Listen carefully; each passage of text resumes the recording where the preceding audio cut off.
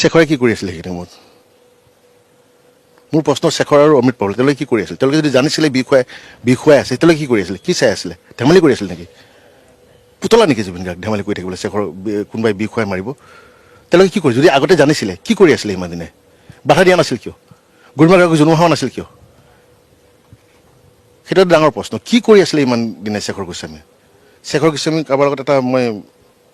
WhatsApp চেটো দেখিছোঁ কৈছে যে দাদাক তাত নকৰা হৈ ইয়াত আহি পেলাই এনেকুৱা এটা অঘটন ঘটিলে যদি জানিছিলে ইমান দিনে কিয় লুকুৱাই ৰাখিছিলে কিয় কোৱা নাছিলে ক'ৰবাত নহয় ক'ৰবাত তেতিয়াহ'লে শেখৰ গোস্বামীৰ ভুল আছে নাছিলে আজিলৈকে আপোনালোক সকলো মিডিয়া ইয়াত আছে শেখৰ গোস্বামী যিদিনাখন 21 তাৰিখে জুবিন গাৰ্গ আমাৰ মাজলৈ আহি পালে সেইদিনাখনেই কিন্তু শেখৰ গোস্বামী গুৱাহাটী আহিছে আজিলৈকে এই ঘৰটোত কোনোবা শেখৰ গোস্বামী ভৰি দিয়া দেখিলেনে গৰিমাৰ হাতখনত ধৰি পেলাই কোৱা শুনিলেনে যে মোৰ ভুল হৈ গ'ল বৌ আপোনাৰ ওচৰৰ পৰা যেনেকৈ জুবিন গাৰ্গক লৈ গৈছিলোঁ আমি ঘূৰাই আনিব নোৱাৰিলোঁ সেনেকৈ বুলি সমবেদনা জ্ঞাপন কৰা দেখিলেনে কোনোবাই নাহিলে কিয় নাহিলে তেওঁলোকে নিজাববীয়াকৈ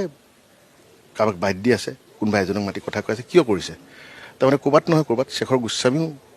পৰোক্ষভাৱে নহ'লেও প্ৰত্যক্ষভাৱেও এই গোটেই ঘটনাটোৰ লগত জড়িত হৈ আছে আৰু ভুলটো তেওঁলোকে কৰিছে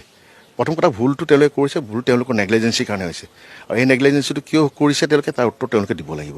অসমবাসীক দিব লাগিব